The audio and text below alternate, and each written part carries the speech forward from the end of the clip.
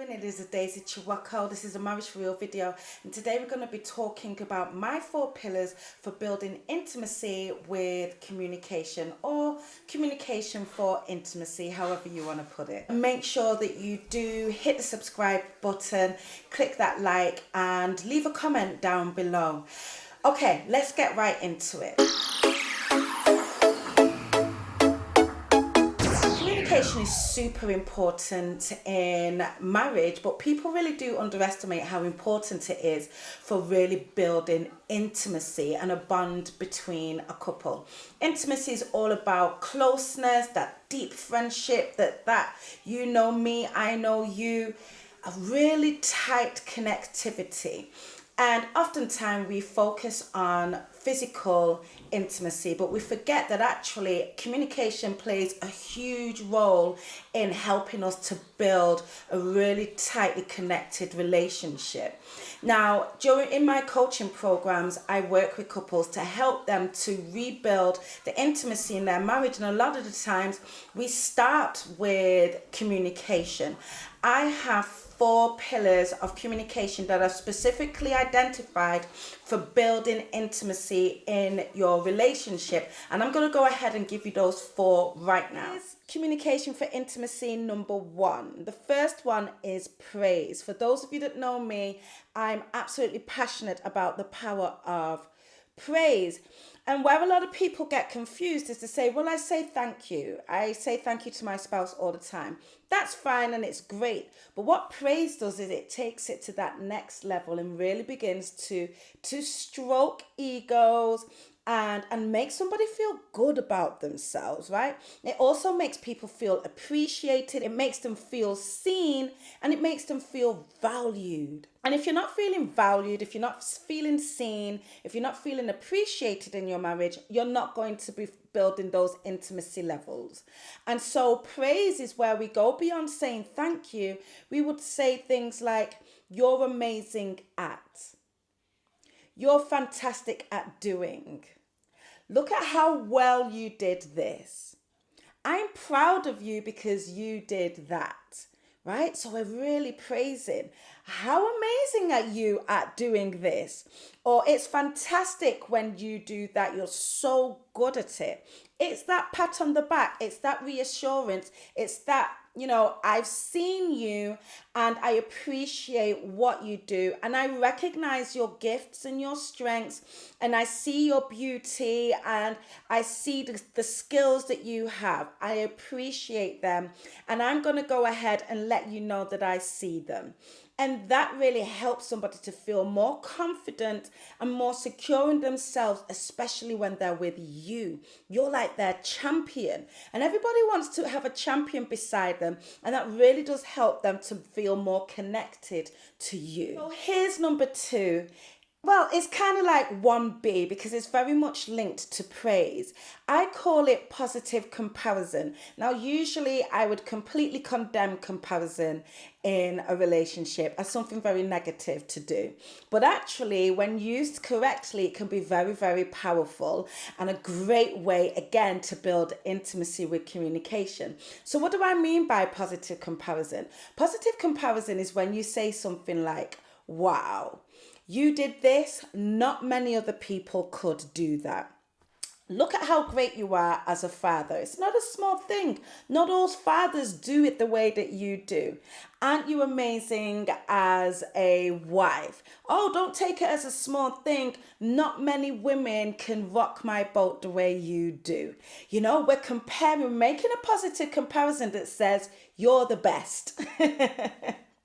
You're better than others. And again, that makes somebody feel appreciated, makes them feel seen, makes them feel valued, and really does go a great way in rubbing their ego and making them feel like this person, my spouse, my lover, the person that I'm in this relationship with, really does see the best in me.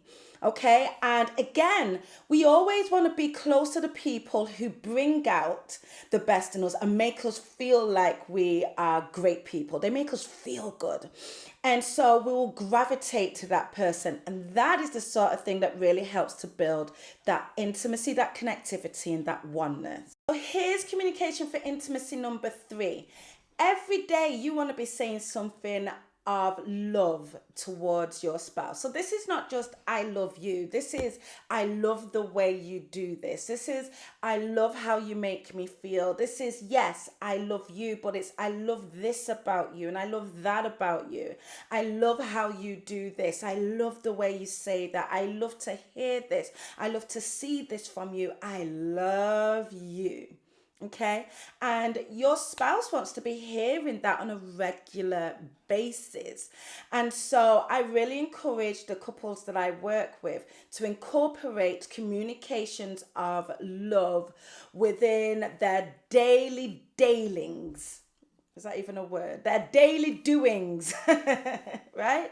So definitely you want to incorporate praise. You want to incorporate positive comparison, and definitely we want to be saying something of love to our spouse.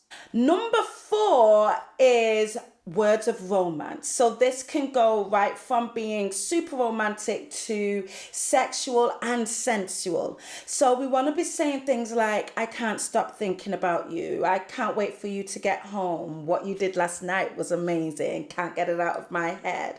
You look so good. And just words of romance, words of sexual nature and sensual nature, words that are flirting. There we go. Let's bring that in. Flirting with our spouse with our words.